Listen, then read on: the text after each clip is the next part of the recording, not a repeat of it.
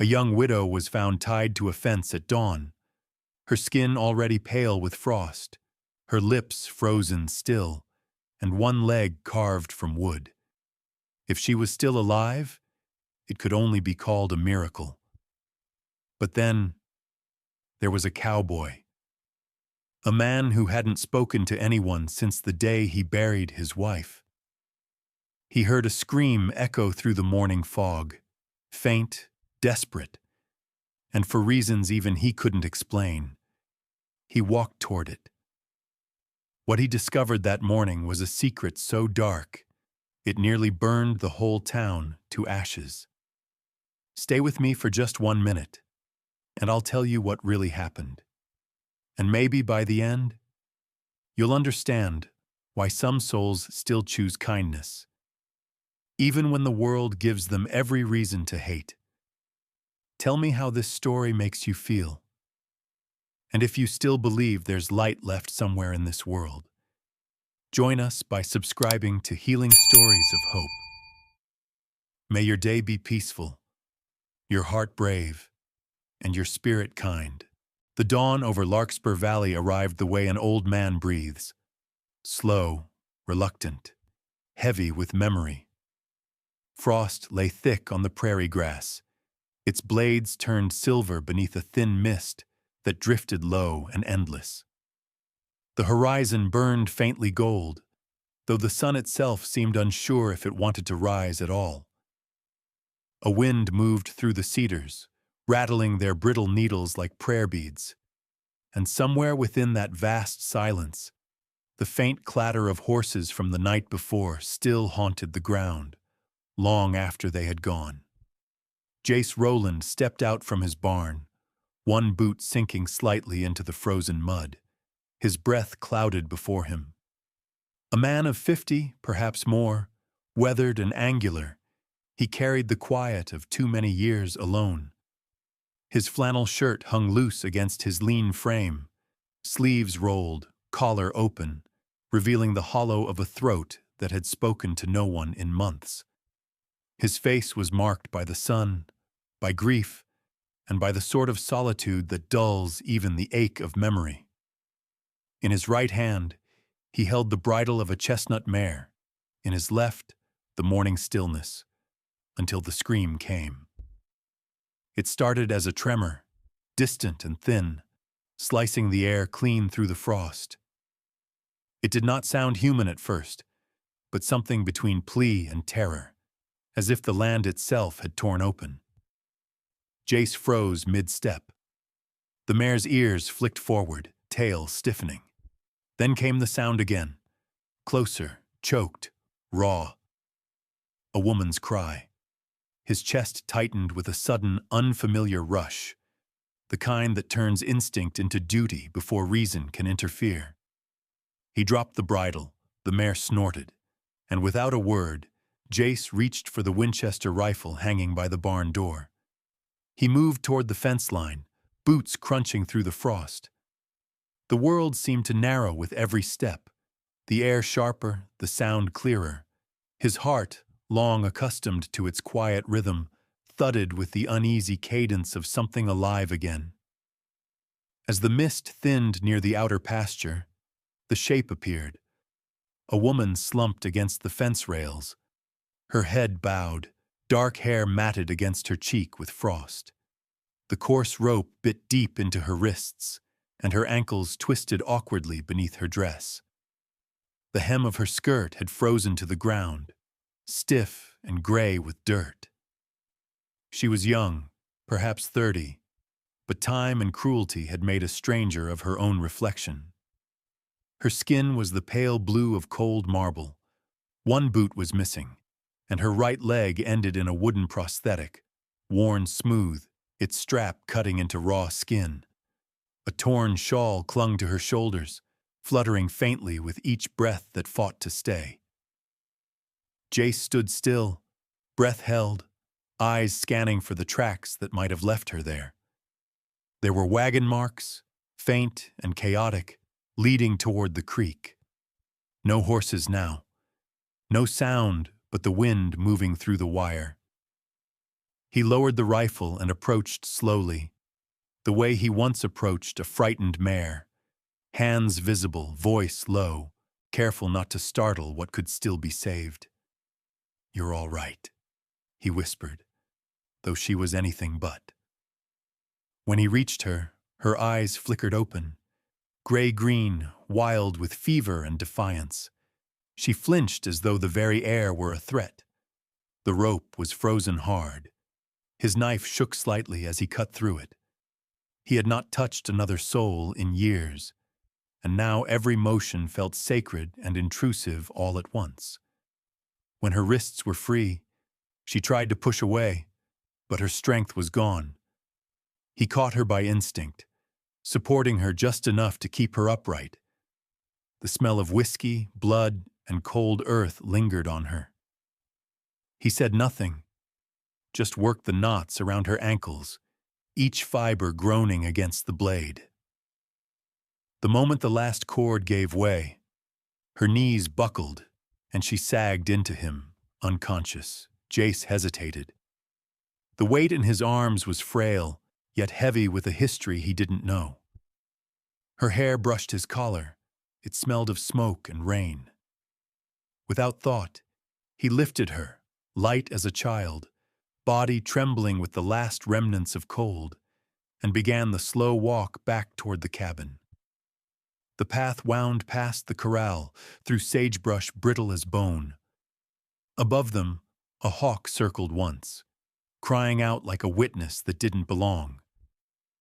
Inside the cabin, the air was cold and stale, heavy with the ghost of a fire that had died days ago. He laid her on the old rocker by the hearth and knelt to coax life from the embers. His hands, cracked and scarred, struck the match again and again until finally the flame caught, curling orange against the iron stove.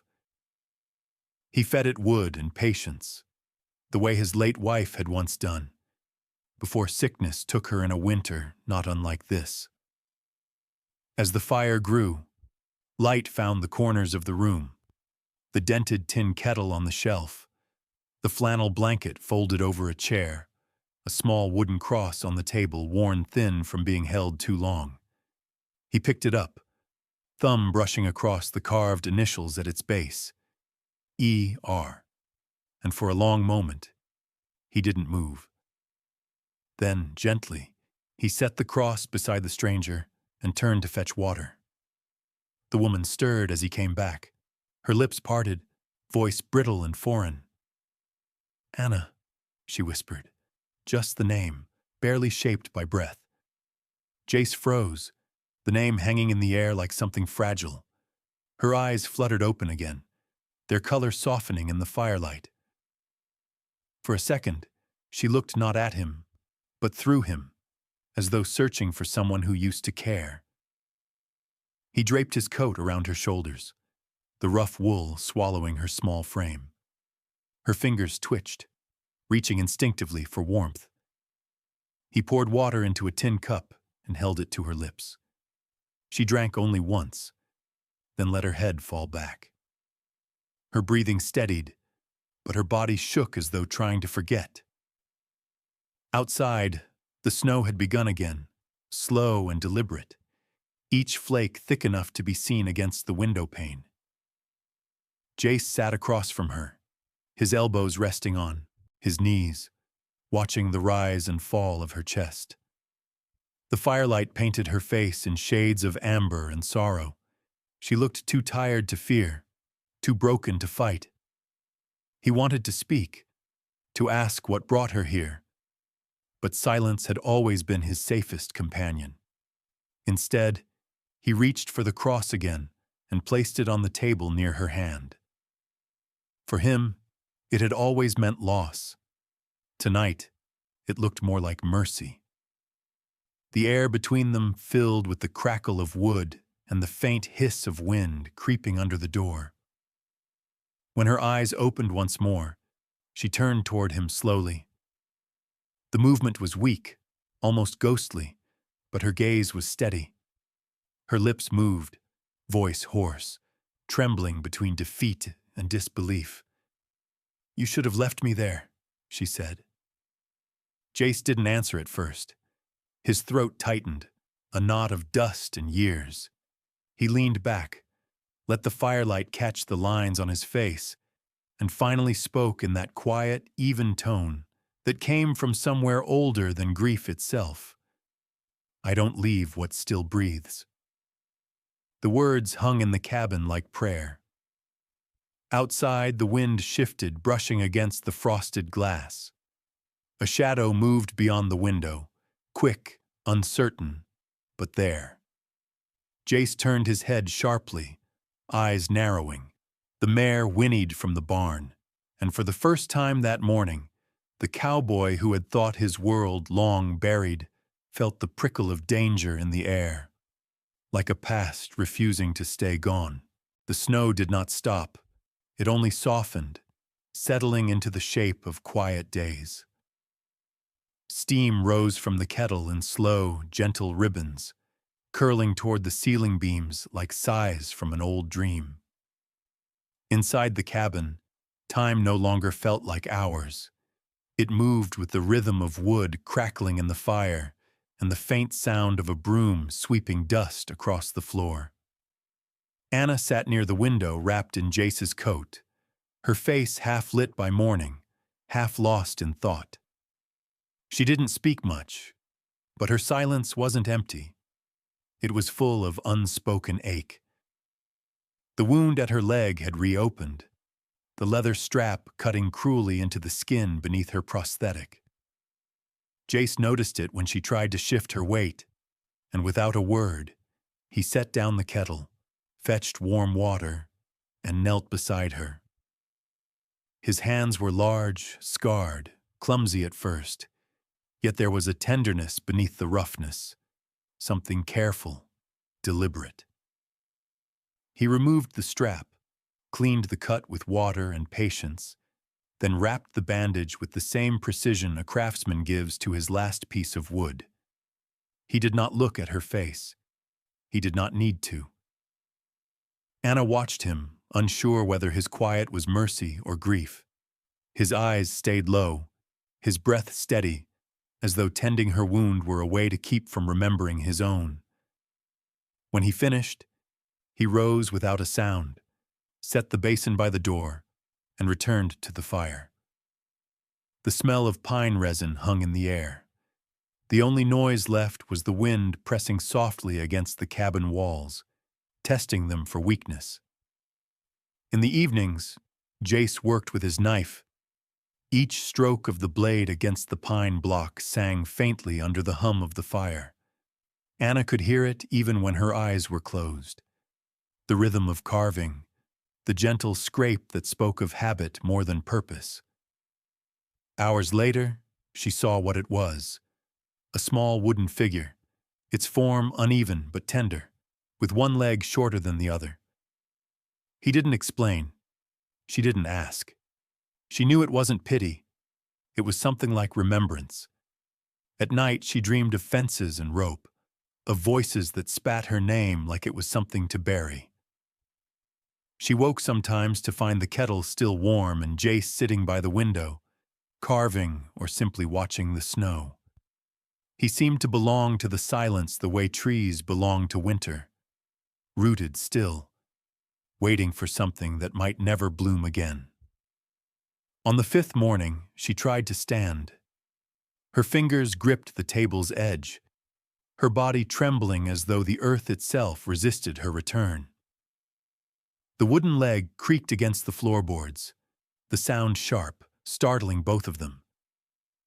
Jace turned quickly, his eyes wide, the knife frozen in his hand.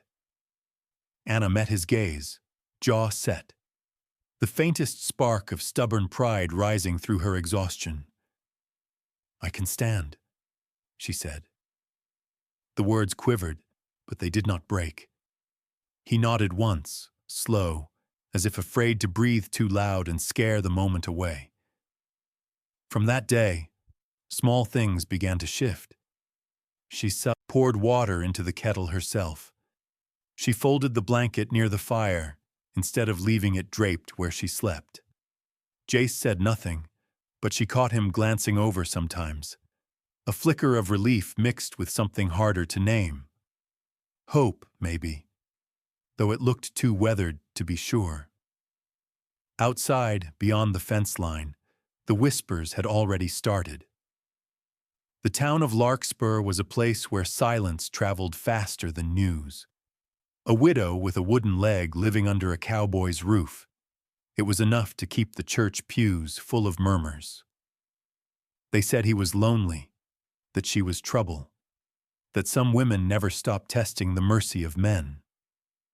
By dusk, the tavern echoed with voices disguised as concern and faces lit by the comfort of gossip. Mrs. Ellery, the blacksmith's wife, told the others she'd seen Anna limping by the creek, her shawl slipping off her shoulders like sin itself. Old Sheriff Briggs, who never once looked a woman straight in the eye since his wife died, muttered that the Rowland boy was heading down the same road as his brother. By morning, the story had already taken a dozen shapes, each one meaner than the last. Jace heard none of it, but he felt it, the strange tension in the air, the way neighbors averted their eyes when he rode into town for supplies. The air in Larkspur carried judgment like dust. It settled on you whether you wanted it or not. That morning, when he returned home, he found something new at the edge of the property. A single nail hammered deep into his fence post, its head darkened with soot. It was placed neatly, deliberately, right at eye level. A message written in iron. He ran his thumb over it, expression unreadable, then looked toward the horizon, where the church steeple gleamed faintly against the snow. He didn't remove the nail. Not yet. Inside, Anna sat near the fire, peeling a potato with careful precision. Her movements were slower now, but steadier, deliberate in their effort. She didn't ask about town, though she saw the shift in Jace's shoulders, the way they seemed to carry more weight than his coat could hide. She had lived long enough to recognize shame that didn't belong to the person feeling it. That night, after Jace had banked the fire and gone to bed, Anna lay awake listening to the groan of wind against the shutters. Her leg ached, but not as badly as the thought of the whispers. How quickly cruelty found its way into places that once called themselves kind. She pushed off the blanket, pulled Jace's coat around her, and limped toward the door. The world outside was blue with moonlight. Snow glimmered like powdered glass, unbroken except for her footprints. She moved slowly to the fence, breath fogging the air, the night cold enough to make the boards crack under their own weight. The nail caught her eye immediately, glinting faintly in the dark. She reached out, brushing away a thin layer of frost. At first it looked ordinary, iron, rough, burned at the tip. But when she leaned closer, the shape of a letter appeared, seared deep into the metal. C. The curve was black, scorched into permanence. Her hand trembled. She knew what it meant, or rather, who. For a long time she just stood there, the sound of her own breath filling the air like a confession. Somewhere in the distance, a coyote howled, long and mournful. She pressed her thumb over the mark until it stung, then turned and walked back toward the cabin, her limp more pronounced now, though her face was set in stone. Inside, the fire had burned down to embers, glowing red and soft, the kind of light that makes secrets look small. Anna paused by the door, glancing toward the room where Jace slept. His silhouette was still, his breathing deep. She opened her palm, saw the faint trace of soot smeared across her skin, and closed her hand around it like a vow. She would not tell him. Not yet.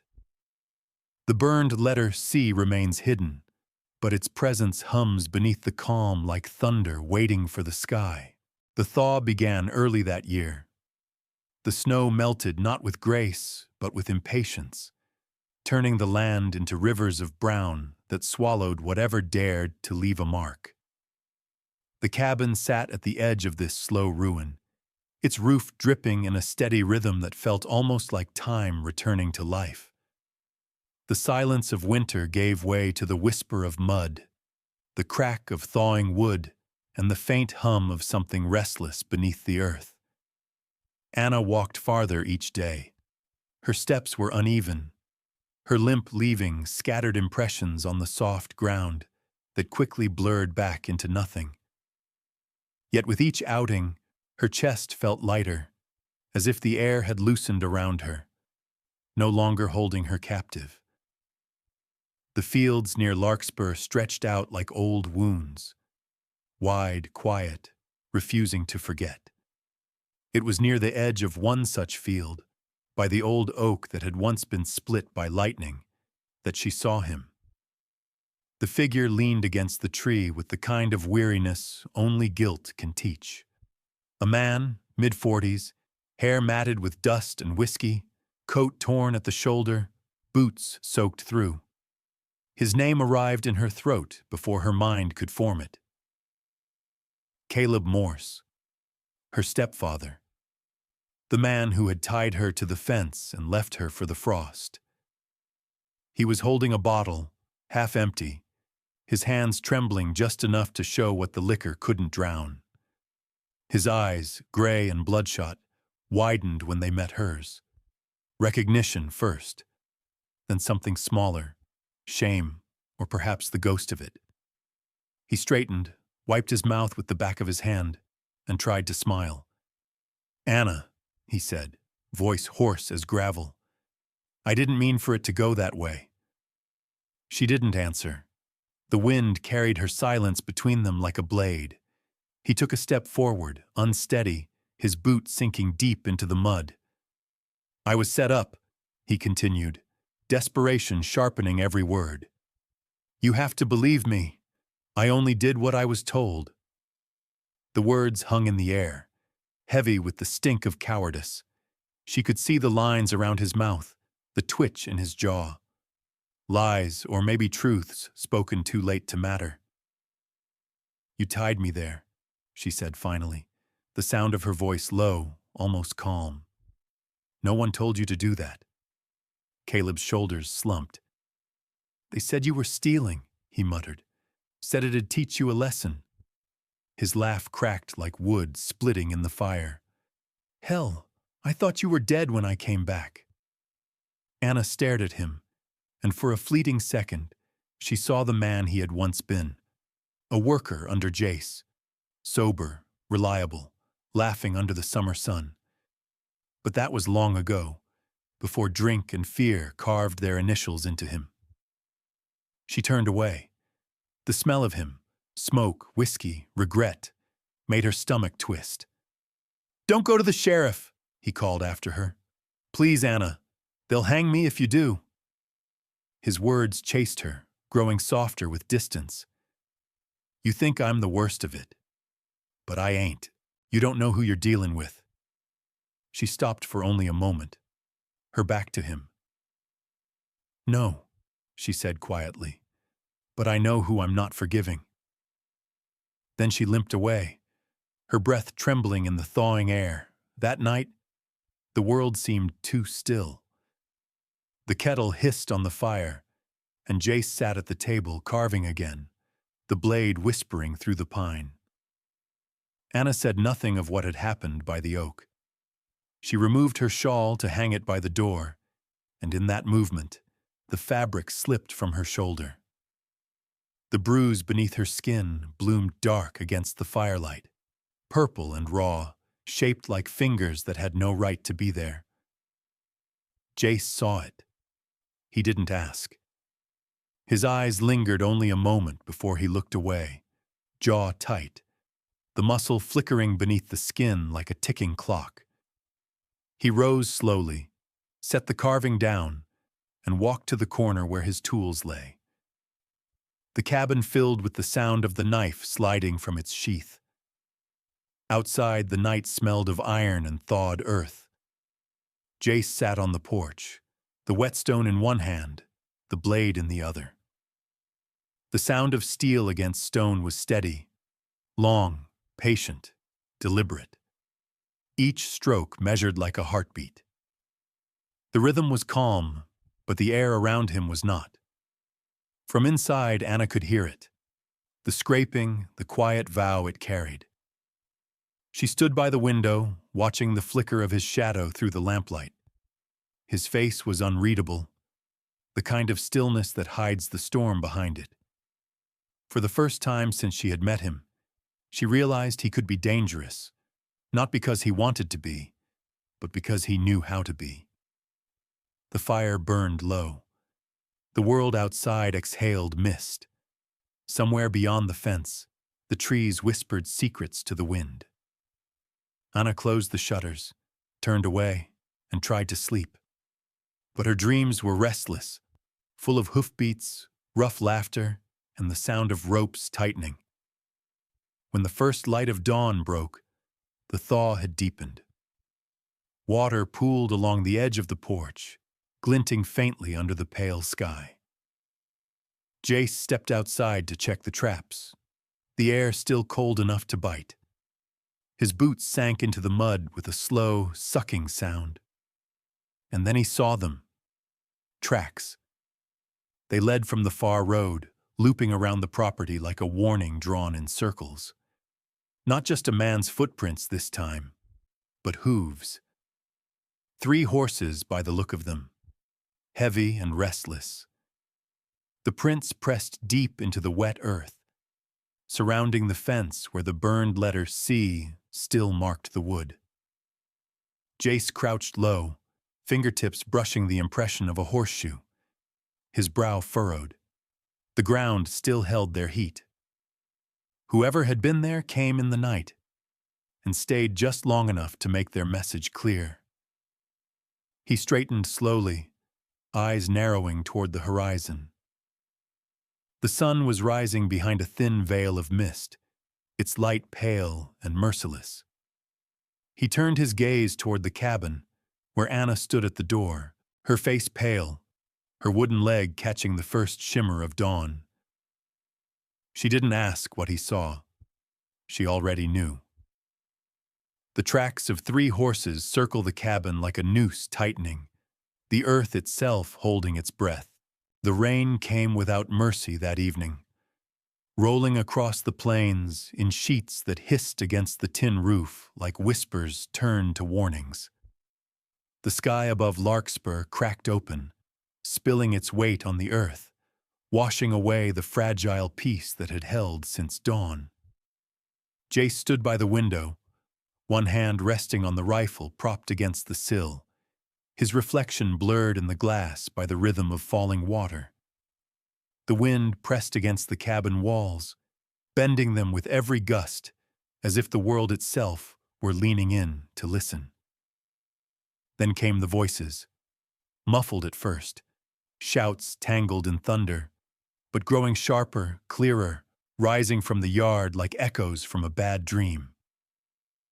"Come out, Roland! We're only here for what's ours!" The words rode on the storm, cracked through the rain like lightning before the flash. Jace's breath steadied. He didn't look at Anna. He didn't have to. She was already on her feet, her wooden leg tapping softly against the floor like a defiant heartbeat.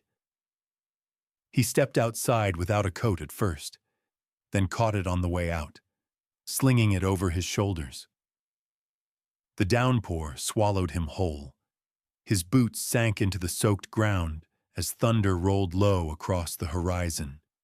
In the glare of lightning, 3 figures emerged from the mist, men on horseback, shadows wearing rain for armor. The one in front dismounted first, boots splashing into the mud. Caleb. His hair hung in wet clumps over his face, his coat heavy with water. In his trembling hand, the whiskey bottle was gone. Now there was only an emptiness that looked heavier than any bottle could hold. On either side of him stood 2 others, strangers to Anna, but not to the town.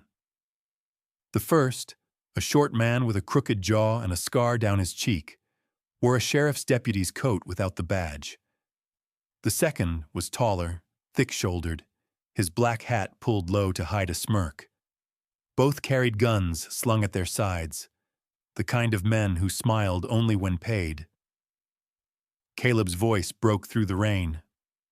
"Jace, you know this ain't personal. I just came for the girl. She ain't yours to keep." He looked more ghost than man, his words cracked and trembling under the storm's weight. Jace didn't reply. He stepped forward, rifle in hand, the rain running off the brim of his hat in small rivers. Lightning flickered behind him, turning his silhouette into something carved from iron. "She's not yours either," he said, voice low enough that they had to strain to hear. Anna had followed him outside, shawl clutched around her shoulders, rain plastering her hair to her face. She should have stayed inside, but she couldn't. Not when the past was standing there, grinning through the storm. "You don't get to claim me, Caleb," she said, her voice trembling but clear. "You gave up that right when you tied me to die." Caleb flinched like the words themselves had struck him. "I didn't have a choice," he shouted back. "They had me by the throat, Anna. Debt don't forgive. I was told to." Lightning cut the sky, white and violent, throwing all their faces into sudden relief, guilt, anger, fear. The two men beside him shifted, restless, hands brushing their weapons. Jace's jaw clenched. He lifted his rifle slightly, then stopped. Slowly, he turned to Anna, his eyes steady, voice quieter than the rain. "You hold this," he said, pressing the rifle into her hands. His fingers brushed hers, rough and warm even in the cold. "I've already lost enough to cowards." The world held still for a heartbeat. Then the storm broke open again. The shorter man moved first, drawing his gun, but Jace was faster. The crack of thunder and the shot became one sound. The man fell, mud splashing high around him. The tall one cursed, firing wildly into the rain. The bullets tore through air and wood, shattering the fence post, missing Jace by inches.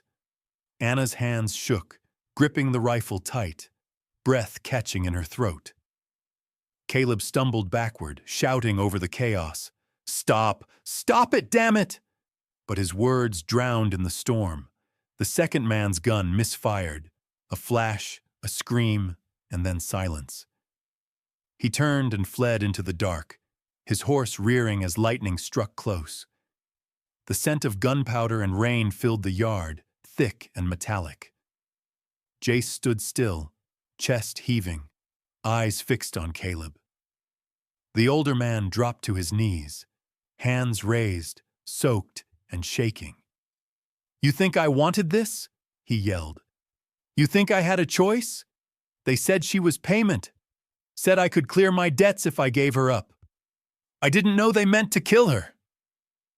Anna stepped forward, water running down her face like tears she refused to shed. Her voice cut through the thunder, steady as the rain. "Neither did I." Then she lifted the rifle skyward and fired once. The sound split the night cleanly, louder than thunder, silencing even the storm. Caleb froze, eyes wide, breath shallow. The echo of the gunshot lingered long after the lightning had passed, curling into the dark like smoke. Jace didn't move. He stood there watching the man kneel in the mud, a broken shape against the ruin of the night. By the time the rain eased, the yard was a battlefield of puddles and silence. One man dead, another vanished into the horizon, and Caleb still on his knees, weeping into his palms. Jace lowered his head, the storm still dripping from his coat. He didn't speak, didn't reach for his rifle again. There was nothing left to say. Sometime after midnight, the thunder rolled away. The cabin lights dimmed. The world smelled of wet earth and cordite and the strange sweetness of relief that never feels like victory. When dawn came, pale and hollow, Jace stepped out to the fence. The sky was the color of old tin, clouds hanging low enough to touch. The field was quiet, except for the creak of the gate swinging in the wind. He stopped, his breath catching when he saw it. The mud where Caleb had knelt was empty. The prints still there, deep, uneven, but the man himself was gone. Only one thing remained, a silver pocket watch half buried by the fence post, its chain tangled in grass. Jace bent down, turned it over in his palm. The engraving caught the first light of day. 2 letters, scratched but unmistakable. J.R., the storm has passed, but the ghost it left behind carries Jace's name. By noon, the storm had left behind only silence, a heavy, watchful quiet that clung to the fields like fog. The air smelled of wet cedar and gunpowder. The only movement came from the slow approach of a horse's hooves crunching through the mud. Sheriff Ellis Carter rode up the path, rain still dripping from the brim of his hat, his brown duster darkened to near black. He was a man carved by the plains, gray beard trimmed short, eyes sharp beneath a furrowed brow that had seen too much and forgiven too little. Jace stood by the fence, arms crossed, the silver watch turning slowly in his hand. The sheriff dismounted with the careful grace of a man who no longer trusted the ground beneath him. His gaze fell to the watch, and something in his weathered face shifted. "I know that," he murmured, voice rough as gravel. "Used to belong to your brother, didn't it?" The wind moved through the grass like an answer. Jace didn't lift his eyes. "Used to," he said.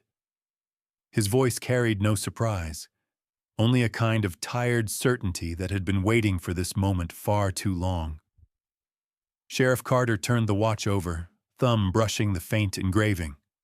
"Marcus Rowland," he read aloud, as if testing whether the name still belonged to the living. "Last I heard, he died in that bank fire up north." Jace's jaw tightened. "That's what I let myself believe."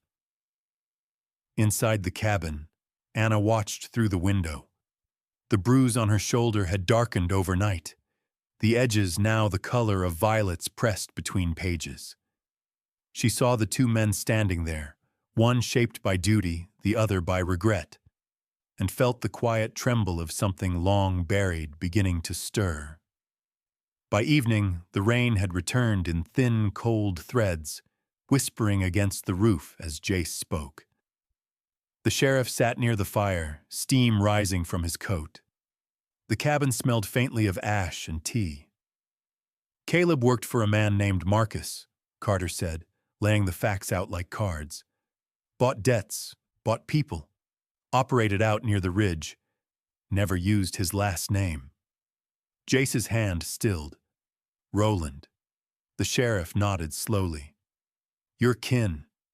Seems your brother never burned with the rest of them." For a long time, the only sound was the kettle sighing on the stove. Then Jace leaned forward, elbows on his knees, eyes fixed on the flames. "Marcus was always the golden one, the one my father said was born with the sun behind him.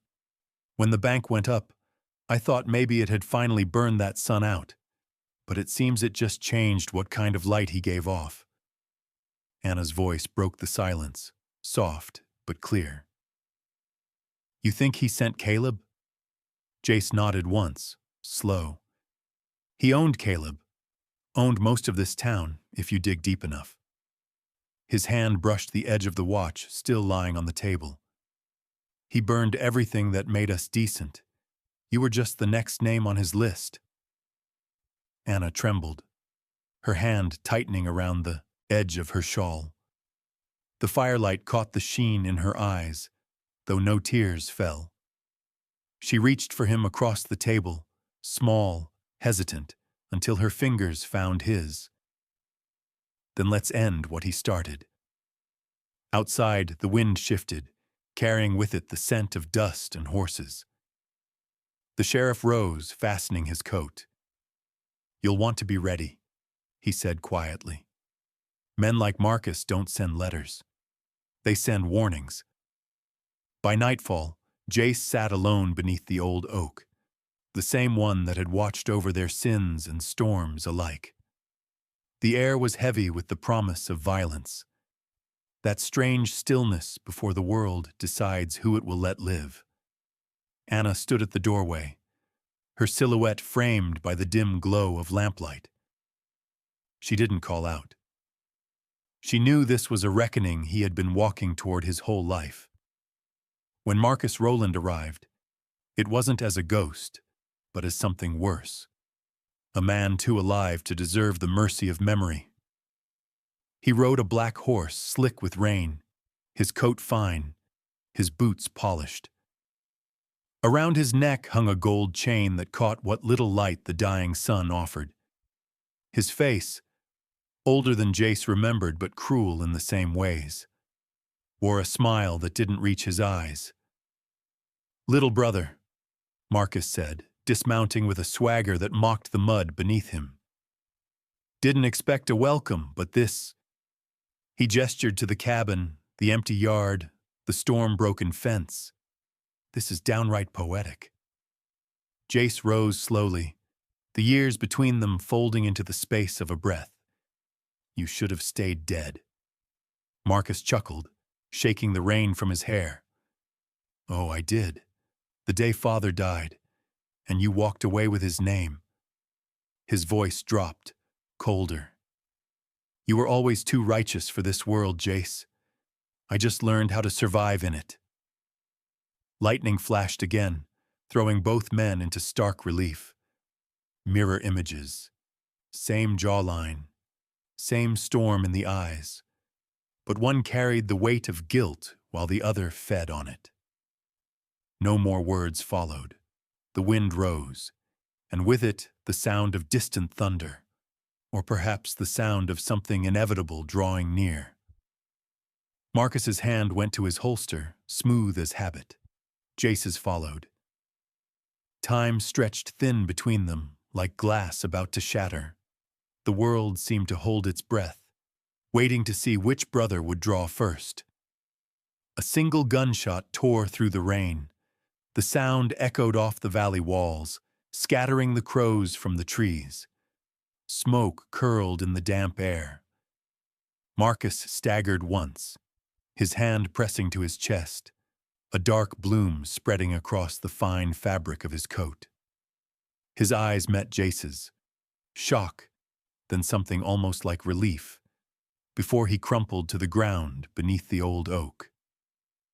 The rain began again, gentler now, as if the sky had decided it was done watching men destroy themselves. Jace stood still, the rifle lowering in his grasp. For a moment, he didn't seem to breathe. Anna came running, her limp uneven but determined, calling his name. The sheriff appeared behind her, face grim, hat pulled low. None of them spoke. The wind carried the smell of gunpowder and something older, the end of a bloodline. Jace looked down at his hands. The rifle slipped from his fingers, clattering softly against the mud. His right hand was smeared with blood, not all of it Marcus's. He stared at it for a long while, rain washing over his skin, his eyes hollow. He didn't know if justice had guided the bullet, or vengeance. Beneath the oak, the past had fallen, but peace had not yet come. Spring returned to Larkspur with a softness that felt almost impossible after so much ruin. The snow had melted into the soil, carrying with it traces of ash and memory. The fields, once gray and lifeless, began to breathe again, green whispers rising where blood had fallen. For weeks, no one spoke of the night Jace shot his brother, but everyone knew. They saw the smoke drifting over the ridge at dawn, the sheriff's horse returning alone, the silence that followed. Marcus Rowland, the outlaw of their own bloodline, had fallen beneath the oak. And in that stillness, something inside Jace had fallen too. The sheriff's report came 2 days later, written in clean, official ink, but carrying the weight of mercy. It told the truth. Marcus had drawn first. It said Jace had acted in self-defense. But the sheriff's eyes, when he handed over the papers, said something quieter. You didn't pull that trigger for the law, son. You pulled it for peace. Word spread. For the first time, people saw the story for what it truly was, that the man they once whispered about had not harbored a fugitive, but had faced down his own blood to save a woman who'd been wronged by every man who claimed to own her. Anna's name began to change on people's tongues. No longer the broken woman, no longer the burden he carried. She became the woman who survived the winter, the one who had been tied to a fence and still learned to walk again. And when the sheriff read the confession Caleb had left behind, a note buried near the old trail, naming Marcus as the one who had ordered it all, the town understood at last. Anna was innocent. Entirely, completely, painfully innocent.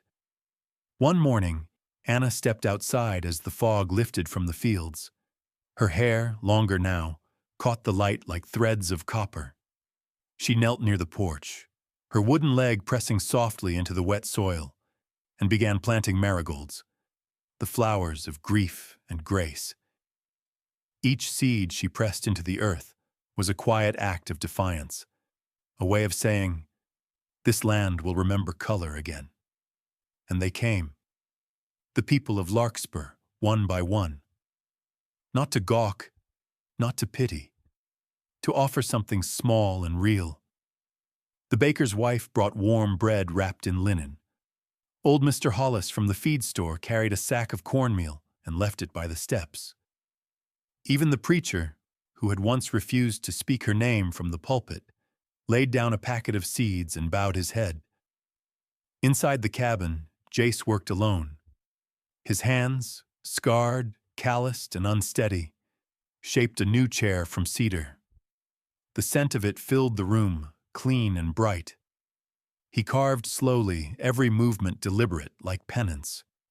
When he was done, he traced a single word across the top rail. Anna, no fancy scrolls, no ornamentation, just her name, cut deep enough to last longer than guilt. He carried it out before sunrise and set it on the porch. The wood gleamed faintly in the pale light. He didn't leave a note. He didn't knock. He just walked back to the barn, letting the morning swallow his shadow whole. When Anna found it, she stopped breathing for a moment. The world seemed to hush around her. The marigolds still, the wind patient. She touched the carved letters, feeling the rough edges beneath her fingertips, and smiled. It wasn't the kind of smile that forgets. It was the kind that forgives. Later that evening, Jace joined her. He came without his hat, his hair touched silver by the sun. He didn't sit right away, just stood beside her, watching the light fade behind the hills. Then quietly, he lowered himself onto the porch step beside her chair. They sat there for a long while. Two survivors of a storm no one else could name. Between them, the silence wasn't empty anymore. It was soft, full, alive. The kind of silence that holds hands with forgiveness. The sheriff passed by once on his way back from town. He didn't stop, just tipped his hat and smiled faintly, knowing justice had finally found its proper shape, not written on paper, but grown from mercy. By late spring, the marigolds had taken over the yard, bright and wild. Children played along the fence, where once there had been rope and shame. And every time someone asked, "Is it true? Did he really kill his own brother?" The answer always came the same. He didn't kill for hate. He killed to end it. As the sun dipped low, Jace turned the chair slightly so Anna could face the horizon. The light brushed across her hair, across the carved name, across the scars on both their hands. She looked at him, not as a savior, not as a sinner, but as a man who stayed. And that night, when the wind rose from the valley, it carried away the last ashes of winter, of fear, of blood, of guilt, leaving behind only two souls who had chosen to keep what was worth keeping. If you listen close in Larkspur, when the marigolds bloom and the evening light turns the cedar porch to gold, you might still hear the old storyteller whisper. Some say she was the woman he saved, but the truth is, she saved what was left of him and taught the rest of us how to be human again. Sometimes the hardest battles are the ones fought in silence, not with bullets, but with forgiveness. There's a kind of courage that never makes it into songs or legends. The quiet courage of those who stay, who mend what's broken, and who choose to see goodness even after the world has turned cruel. We live in a time that rushes past pain, but healing, real healing, moves slow. It asks us to sit beside the things we once feared to touch, to hold them gently, and let time do what justice alone never can. And maybe that's what stories like this remind us of, that love isn't always about saving someone. Sometimes it's about standing beside them long enough for them to save themselves, and maybe in doing so, saving what's left in us too. If this story found a place in your heart tonight, take a moment. Tell us where you're watching from, or share what part stayed with you.